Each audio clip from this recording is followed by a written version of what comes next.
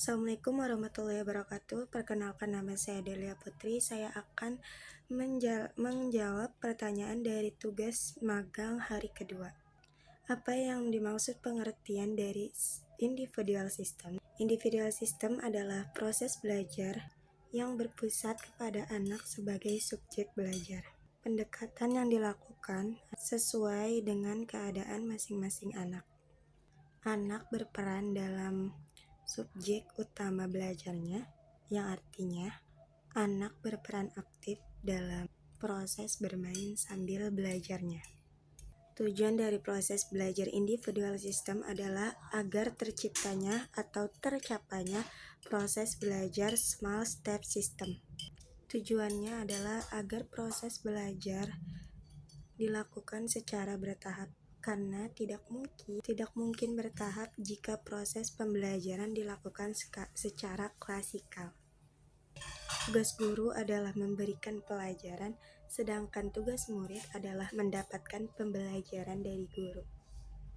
Perbedaan pembelajaran antara classical system dan juga individual system adalah dengan adanya jumlah murid. Individual system adalah jumlah murid dengan sedikit, sedangkan classical system biasanya jumlah murid lumayan banyak. Classical system materi disamakan, sedangkan individual system materi disesuaikan.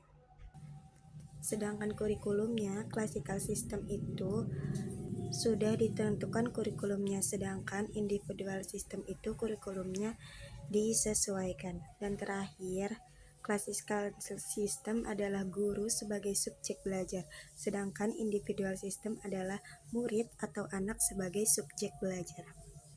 Cara menerapkan individual system adalah dengan cara tidak melakukan yang namanya proses belajar classical system, yaitu dengan cara melakukan pendekatan dengan melihat karakter masing-masing dari anak. Motivator harus bisa mengenal karakteristik dari masing-masing anak.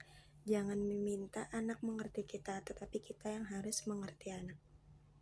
Dan juga selalu memberikan reward apabila anak berhasil menyelesaikan tugasnya.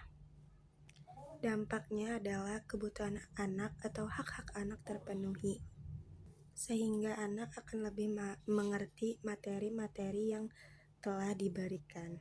Dampak yang terjadi apabila kita tidak menggunakan metode individual system adalah banyak anak yang tidak akan mengerti dari materi-materi yang telah diberikan oleh guru atau motivator. Baik, selanjutnya adalah metode variation scale. Pengertian dari metode variation scale adalah kemampuan yang harus dimiliki setiap motivator dalam memvariasikan aspek belajar dan juga kegiatan belajar yang lainnya, meliputi kemampuan afektif, psikomotorik, dan juga kemampuan kognitif.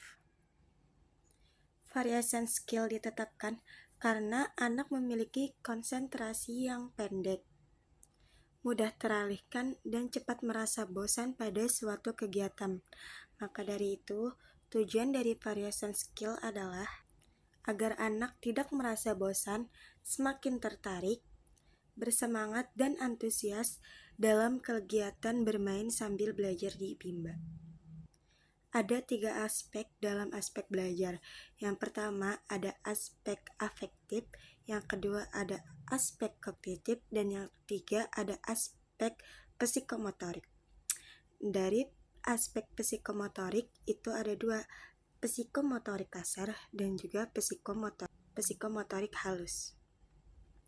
Yang termasuk aspek kognitif adalah kegiatan membaca dan berhitung. Sedangkan kegiatan afektif adalah berdongeng atau bercerita, bernyanyi, dan juga berdialog. Sedangkan aspek psikomotorik adalah menangkap, melempar, menarik garis, membuat garis, dan juga menulis. Cara menerapkan yaitu dengan teori bandul. Selanjutnya yang dimaksud dengan law the effect adalah anak akan mau atau berkeinginan mengulangi kembali kegiatan tanpa paksaan dari siapapun.